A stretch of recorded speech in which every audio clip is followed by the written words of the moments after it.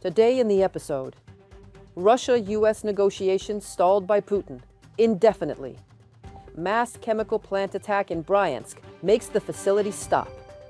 Attack on Ukraine's energy, wild and brutal, repeated again. Russia has restated its earlier conditions for a peace agreement with Ukraine in a confidential message, known diplomatically as a non-paper, sent to the United States over the weekend, according to two U.S. officials and a person familiar with the matter, who shared this info with Reuters. One of the officials said the document repeated Moscow's long-standing demand to take control of the entire Donbas region, effectively rejecting U.S. President Donald Trump's suggestion that front lines be frozen at their current positions. It also reiterated Russia's insistence that no NATO troops be stationed in Ukraine under any future peace arrangement, the official added. The emergence of the message comes as plans for a potential Trump-Putin summit in Budapest appear increasingly uncertain.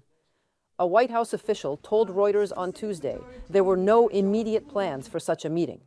The Russian embassy in Washington declined to comment. The communiqué underscores how firmly Russia is holding to its maximalist demands in the ongoing war.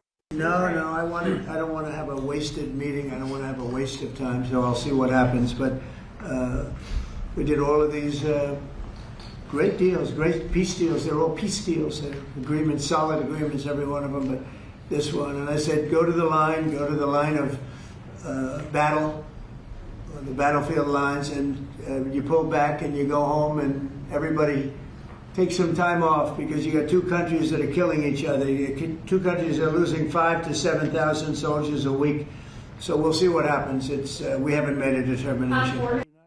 Ukraine was waiting for a positive decision on the transfer of the Tomahawk missiles. But it looks like Putin's phone call to Trump has postponed not only the summit between Trump and Putin, but also the case of Tomahawks for Ukraine into one long drawer chest. Possibly, and likely, for a very long time.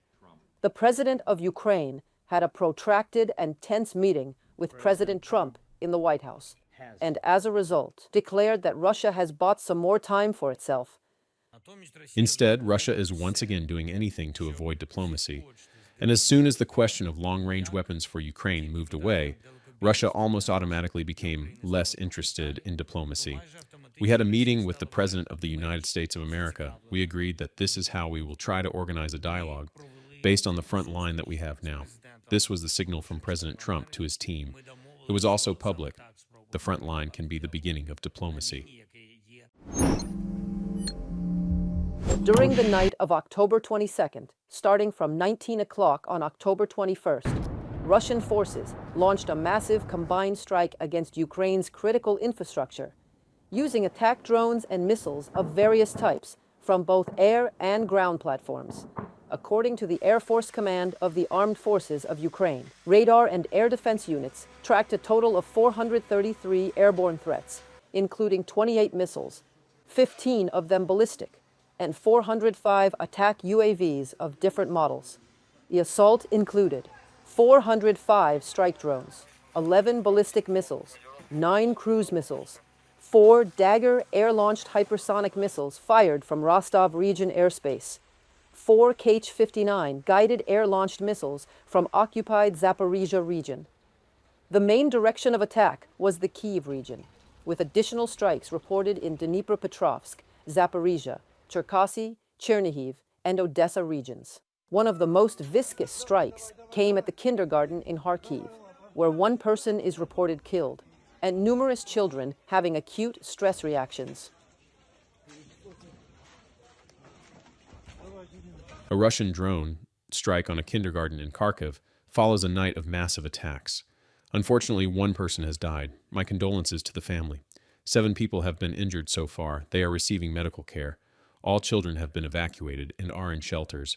According to preliminary information, many are experiencing acute stress reactions. Volodymyr Zelenskyy, President of Ukraine, on Telegram. In the village of Pohyby, near Kyiv, a Russian Shahed kamikaze drone destroyed a private home where a family with children was staying. According to local officials, a mother born in 1987, her 6-month-old daughter, and her 12-year-old niece were killed in the attack.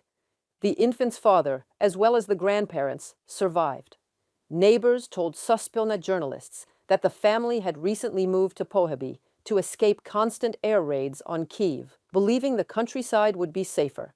Across the Kyiv region, emergency power outages remain in effect as energy crews work around the clock to restore electricity. Explosions were heard across the capital starting around 5 a.m., with damage recorded in at least 4 districts. Emergency services and medics are working at the scenes. Preliminary reports say several people were killed, including a 2-year-old child among the injured. Residential buildings and utility networks were damaged, and key infrastructure sustained destruction. In Zaporizhzhia, over 10 people were injured in the overnight attack, prompting evacuations from dangerous areas. Roughly 2,000 households were left without power. On the evening of Tuesday, October 21st, Russia was hit by one of the largest combined attacks since the beginning of the full-scale invasion of Ukraine. The assault involved both Ukrainian drones and missiles. Russian propagandists reported strikes carried out by Ukrainian attack and jet-powered drones. The threat from unmanned aerial vehicles spread across several regions of Russia, with air raid sirens sounding in the Oryol, Bryansk, Moscow, Leningrad, Pskov, Novgorod, and Tver regions. Ukraine's armed forces successfully struck the Bryansk chemical plant. This large-scale, combined missile and airstrike reportedly included the use of air-launched Storm Shadow cruise missiles, which managed to penetrate Russia's air defense systems. The full extent of the damage is still being assessed. The Bryansk chemical plant plays a significant role in supporting Russia's military-industrial complex. It specializes in the production of gunpowder charges, explosive substances, and chemical components for rocket engines. Its output is used in manufacturing shells and ballistic munitions, which the occupying forces regularly use to shell Ukrainian towns and cities. In addition, strikes were allegedly reported in the Moscow region. Later, the Russian Ministry of Defense claimed that between 1600 and 2000 local time, air defense systems had shot down 58 Ukrainian aircraft-type drones, 57 over the Bryansk region and 1 over the Kursk region. A separate drone attack targeted an oil refinery in Dagestan, hitting facilities in Makhachkala, nearly 2,000 kilometers from Ukraine. This was reported by the independent Russian outlet Astra, which also published eyewitness videos showing the strike on the refinery. According to the BBC, over half of Russia's major oil refineries have been hit by drone strikes this year, disabling around 38% of the country's refining capacity. These attacks have triggered a domestic fuel crisis and disrupted military logistics inside Russia.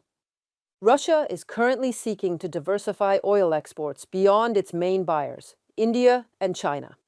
India, by the way, will restrict its imports of Russian oil, according to U.S. President Donald Trump following a phone call with Indian Prime Minister Narendra Modi. Trump stated that if New Delhi does not suspend its cooperation with Moscow, it will face steep tariffs. Russian oil has become a major point of contention in U.S.-India trade relations. In response, Washington has imposed 50% tariffs on Indian goods. The White House has repeatedly emphasized that revenue from Russian oil sales is being used to fund the war against Ukraine. Meanwhile, in October, Russia supplied oil to Georgia for the first time, delivering 105,000 tons of Siberian light crude to the newly launched Kulavy oil refinery, according to Reuters. The refinery, operated by private company Black Sea Petroleum, began operations this month with a capacity of 1.2 million tons per year. It's Georgia's first full-cycle oil refinery and aims to reduce the country's reliance on fuel imports from Turkey, Azerbaijan, Romania, Russia, and Kazakhstan. Located near key transport hubs, the facility plans to expand to 4 million tons annually by 2028, supplying both domestic and export markets. That's it for today. Thanks for standing with Ukraine. Don't forget to subscribe to The Gaze to stay updated on what's happening in the world from a Ukrainian perspective. See you next time.